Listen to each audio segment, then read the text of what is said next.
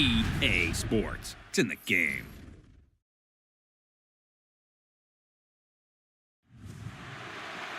To me, it's all about Tom Brady. He's just one of those guys that if the game's on the line, you need a big play, he'll make that play for you.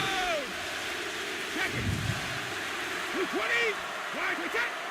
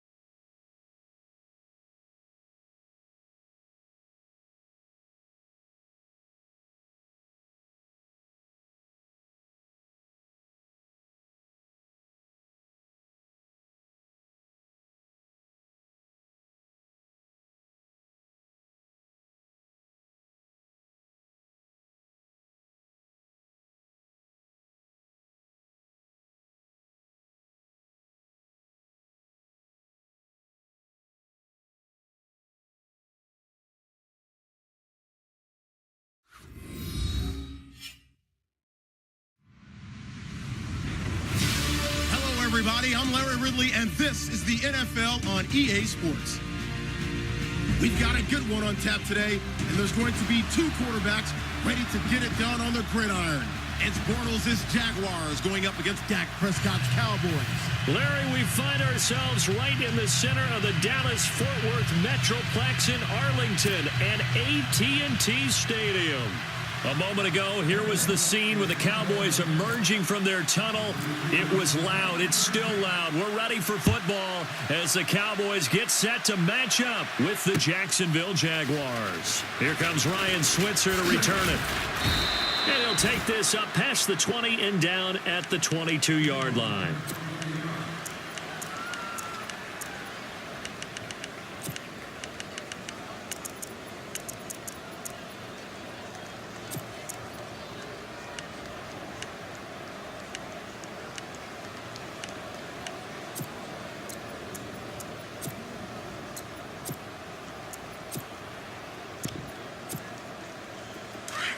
kill.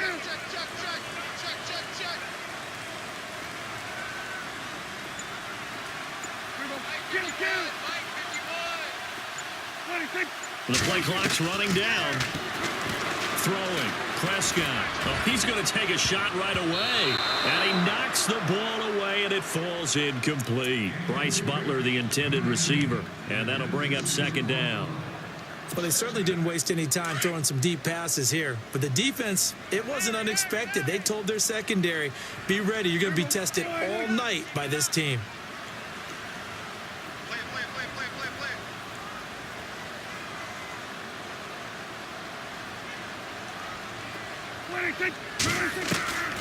On second down, Prescott again. He's got the connection to Cole Beasley.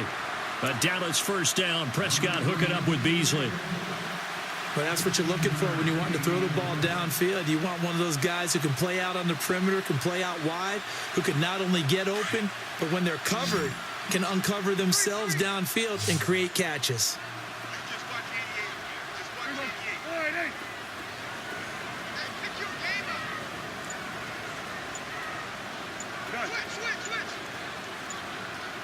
Play clock winding down.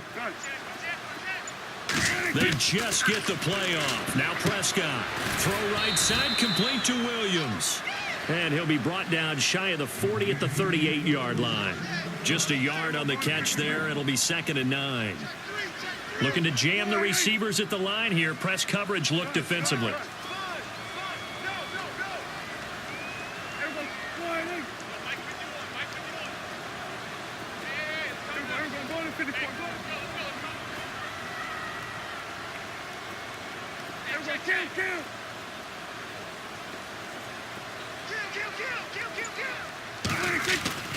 And again, it's Prescott. Out left side here to Bryant.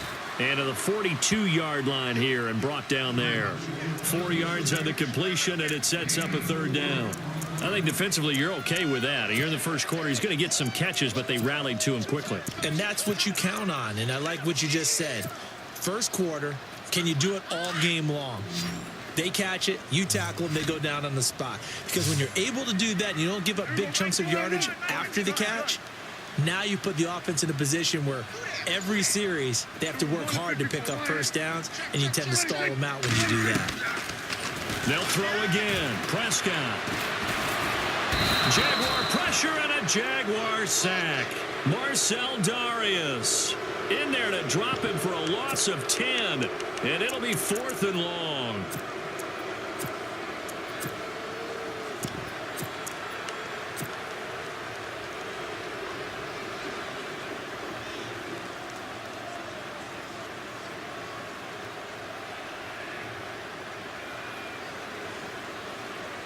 Okay, look at this. The punt team nowhere to be found. They're on the sidelines.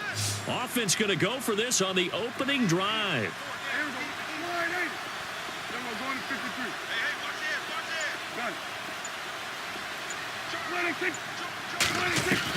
They're indeed going for it. It's Prescott.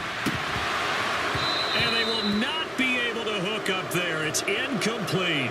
A surprising move here on the opening drive of the game. And the Jags take over in terrific field position.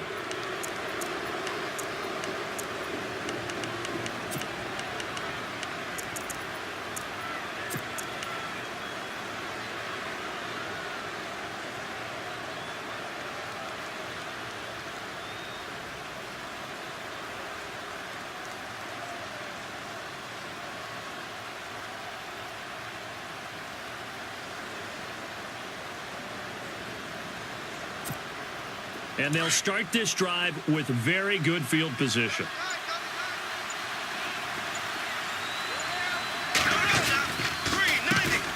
A first carry for Leonard Fournette. And he went nowhere. Well, he went backwards, back to the 33. That's going to go as a loss of a yard, and it'll be 2nd down. I'd say the staff that's up in the booth watching the game, they may want to file that one away. See how fast the free safety closed to make that play? Might want to check into a throw the next time. On 2nd down, here's Bortles. And he takes a shot on the release as this will be incomplete. Pressure, and that's certainly going to be a key to this game going forward. And that time, they were able to get in there and influence the throw. And remember, quarterbacks got to get rid of it. They don't have the Tucker rule that they can fall back on anymore.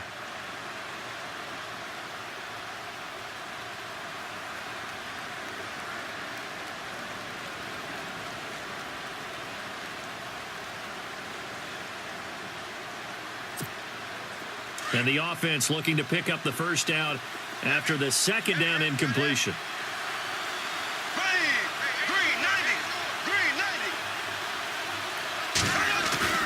Now Bortles on the bootleg. Under a heavy rush, and down he goes. Anthony Hitchens.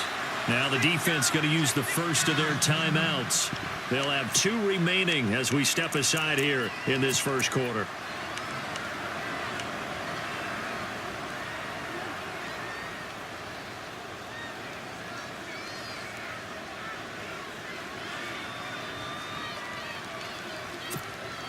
So on 4th down, here's Brad Nortman on to punt it away.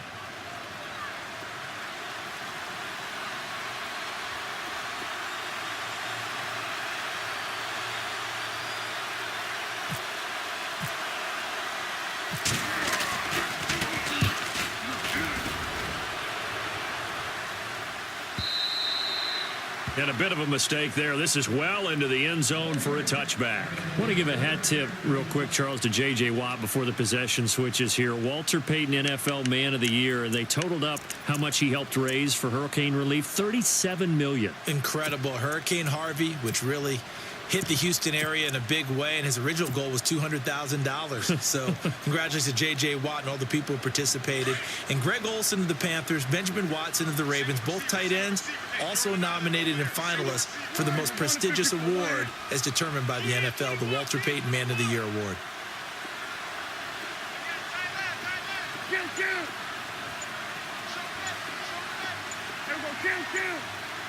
Time running out here on the play clock. Now Prescott. And he fires one incomplete. This defense is not going to make it easy for you. They're a physical group, and we just saw it there on that play. It came in, made the contact, just as he's trying to haul it in.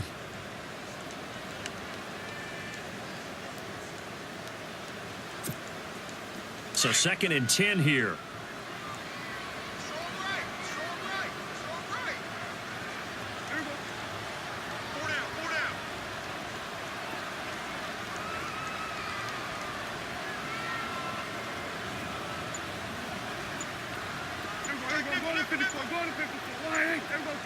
They'll need to get the play off quickly.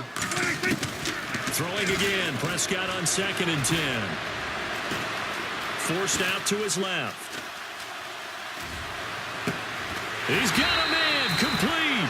And he'll be taken down, but not before he gets into enemy territory. That goes for a gain of 31.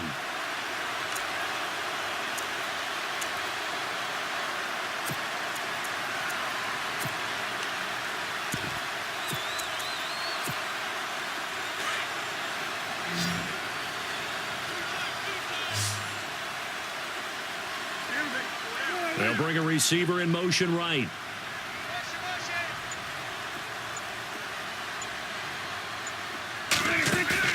Now a play fake here on 1st down.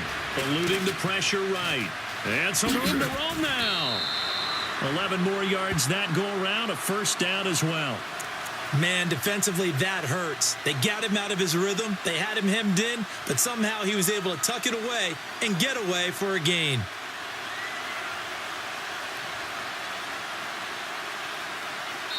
Sitting alongside Charles Davis, I'm Brandon Gaudin, as it is Cowboy football to begin quarter number 2. And they're on the move here. They've got it 1st and 10.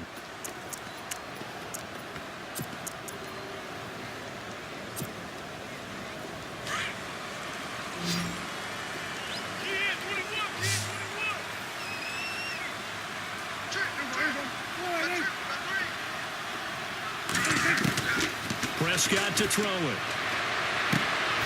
On the left side, he finds Beasley.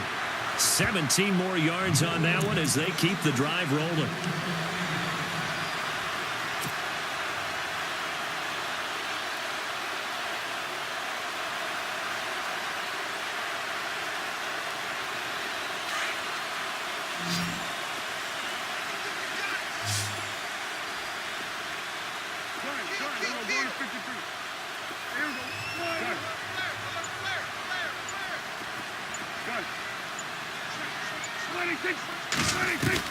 Prescott looks to throw on first. Escaping the pressure right. Give him a couple on the scramble. It's second down. Yeah, not much there that time. And I think we were both wondering once he got out of the box whether he just throw the ball away and he winds up only picking up a yard or two.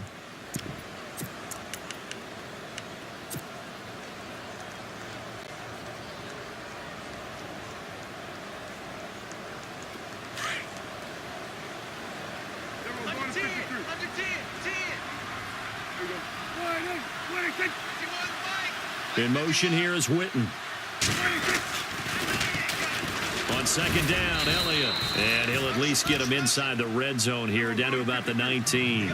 He'll pick up only a yard there, and it'll leave him with a 3rd and 7. 2017 for Zeke Elliott, a mixed bag. Would he play, would he not play? Well, he missed the 6 games from weeks 10 to 15. He still finished, though, Charles, 10th in the league in rushing. Just tells you about the talent that he has and how explosive he is and what he brings to the table.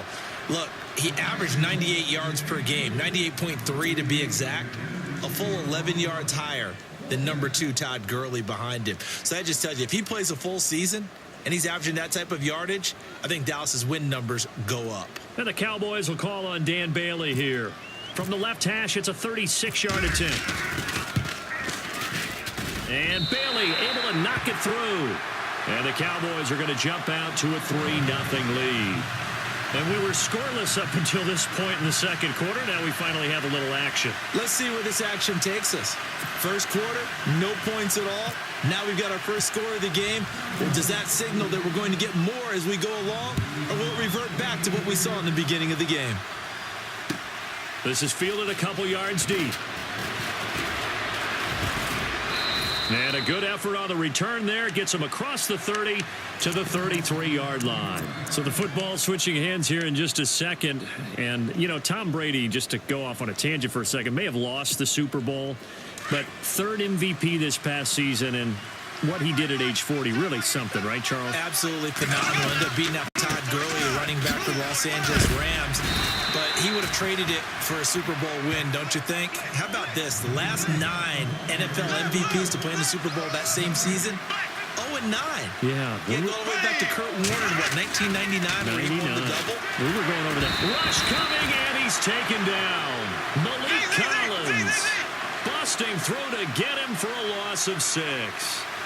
He didn't get rid of the football there, took the sack. Although that's easier said than done. He can't just chuck the thing sideways into the seats. No, he really can't, because you're not afforded total protection as a quarterback. You have to get outside of the tackle boxes as defined by the NFL, meaning wherever your tackles operate normally, get outside of that. And the ball that you throw has to get back to at least the line of scrimmage. Otherwise, you face an intentional grounding call.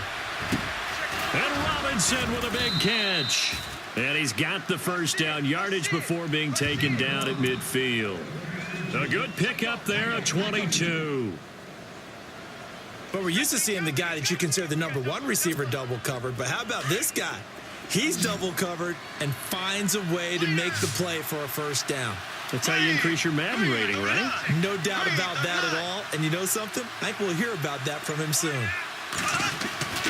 From midfield, here's Bortles.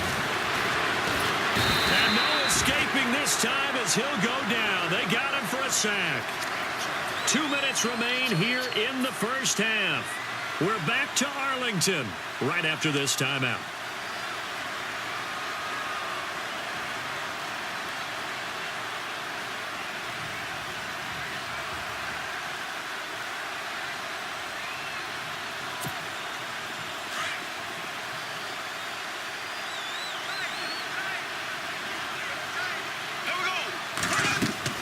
Bortles to throw on second down. He'll set up the screen to Fournette. And he'll get it into enemy territory just across midfield at the 49. It'll be a pickup of 8 on the screen, and it sets up a 3rd down. I wonder what was going through his mind when he got the play call. He just got sacked on the previous play. He knows they're coming after him again. A little bit of guts to stand in there, take the hit, and successfully complete the screen pass. Really well done.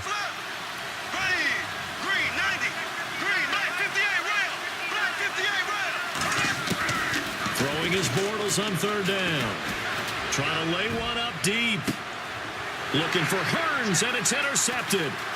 Chidobe Awuzie with a pick. And he's got room. It's a foot race. And a terrific return as he takes this thing all the way down near the 20-yard line. So the Cowboys offense coming back out there, and after the excitement of that 13-3 year, the NFC East title 2016, they fell back to earth in 2017. They still finished 9-7, but not what you expected from them. No, the scoring differential was a big telltale about the difference between 2016 2017.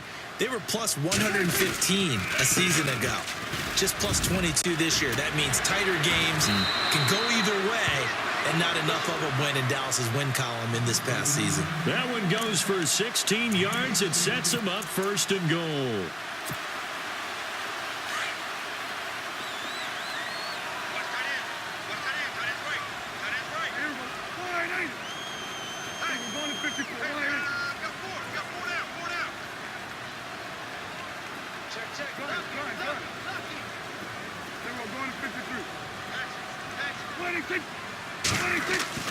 Prescott now. His pass caught at the 4. That'll bring up second and goal after the gain of 5.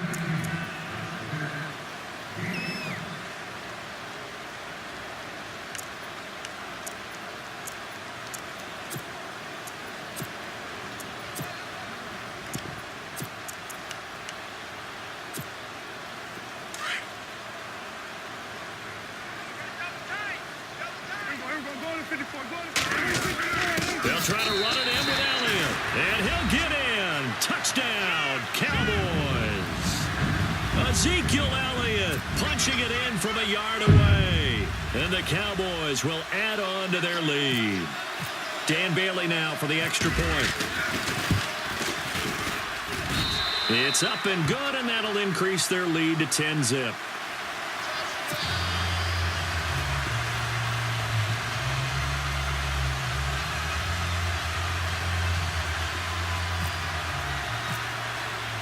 Bailey now to kick this one away. This fielded a few yards into the end zone. And he'll make it across the 20 as his guys will set up shop at the 23-yard line. Jags taking over on offense here in a second. And what a season, Charles, it was for Jacksonville. Some people did like them as a dark horse coming into the year, and they really responded. Heard recently at one of the, all-star games, college all-star games, a scout saying, well, heck, haven't they been the dark horse for the last 5 years coming into the season? And he seemed a little bit bitter, so I'm going to let him go on that one. But the point is well taken. They have been building towards this. Really good drafts, really supplemented in free agency. And, yeah, they were a dark horse, but they played awfully well. 11 wins, 2 more in the playoffs. I think right now they'd love to get Allen Robinson back at wide receiver and add another playmaking tight end.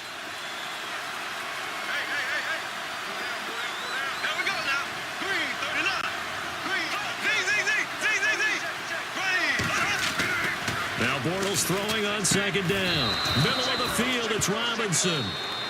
And now before this first down play, we're going to get a timeout here, as they'll stop it with a little over 30 seconds to go in the first half of play. First down and 10 now for the offensive group.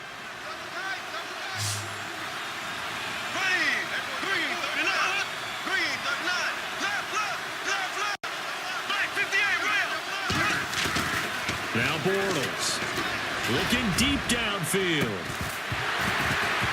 And it pops free. The collision there jarred the ball loose and brings up second down.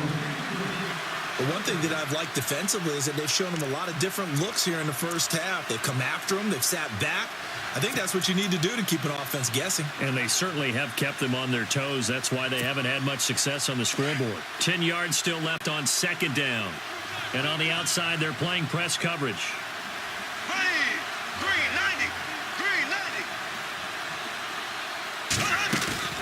On second down, here's Fournette. They'll lose a yard that time, and that's going to lead to a third down. We just saw another example of how the defense is winning this game. Really at the point of attack, the offensive line's just getting pushed around. I think now as a play caller, you've got to give them a little bit of help. Maybe you keep your tight ends a little bit more. Maybe the running backs help you a little bit with the pass blocking. But you've got to help them get some confidence because you can't abandon the play calling right now.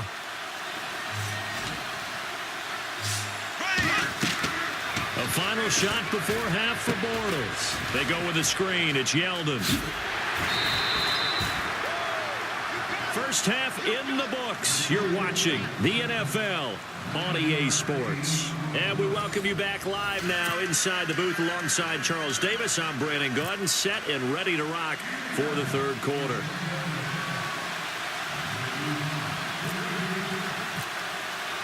Both teams appear ready for the fight ahead, and we resume action here in quarter number 3. This fielded a few yards into the end zone. And he'll take it back to about the 19-yard line. Out come the Jaguars now as they'll go on offense first here in this third quarter. They come out here with a 0 on the scoreboard. What was said in that locker room? That's what I want to know. I would love to have been in there because we often have the feeling that there's a lot of shouting, screaming, people upset. But typically, halftime locker rooms are a lot more clinical than that. And in this case, are they upset that the plays weren't working because of execution? Or did they think they were just bad plays to call? Yeah. We'll find out pretty quickly here if they feel like they had something going, but they just need to do it a little bit better or not.